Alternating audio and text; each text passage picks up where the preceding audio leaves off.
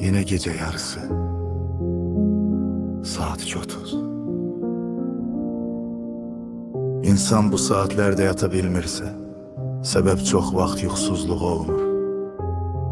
Beyninde susmayan fikirler olur. Məndə de var. Min bir sual dolanır beynimde, ama heç birinin dəqiq cevabı yoktu. Sadece içimde. Adı koyulmamış bir sıxıntı var. Hansı tərəfə dönsəm, elə bil bir yanım əskikdir. İnsan böyüdükçe azalır mı? Yoksa arttığını sanarken itir mi özünü? Bilmirəm. Ama bir şeyi bilirəm. Köhnə günlər üçün darıxıram. Uşaqlığımı, məktəb partalarını, səhər günəşinin sinfə süzülməsini, o ışığın içində uçuşan toz zərrələrini. O vaxtlar həyat bu qədər ağır değildi. En büyük dərdimiz tənəffüsün qısa olmasıydı. Qonşunun bağına gizlicə girərdik, ərik yığardıq, dizimiz qanayardı, vecimizə olmazdı.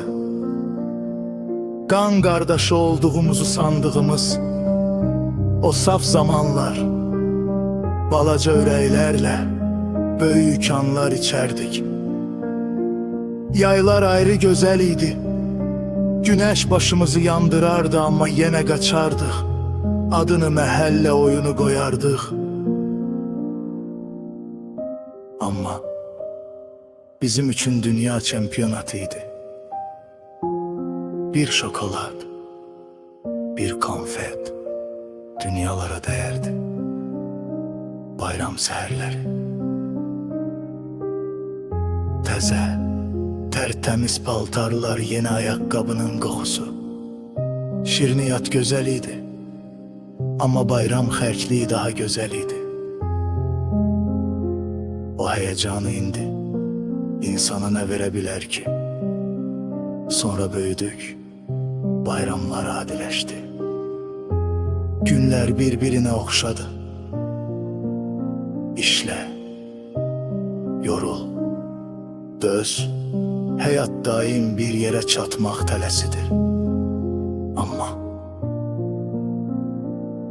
bir evlat varsa, hayat yine güzelleşir.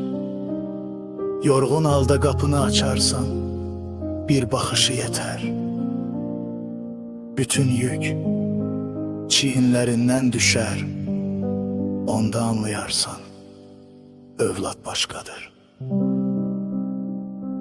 Saat 4'e yaxınlaşır. Sıxıntılar bitmedi. Xatirələr də bitmedi.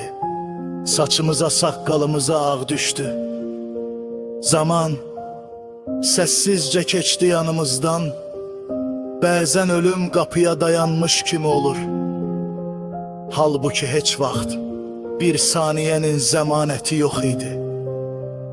Amma biz heç ölməyəcəkmiş kimi yaşadıq. Böyüdükçe insanların həqiqi yüzünü gördük. Gördükçe sındıq, sındıkça sustuk.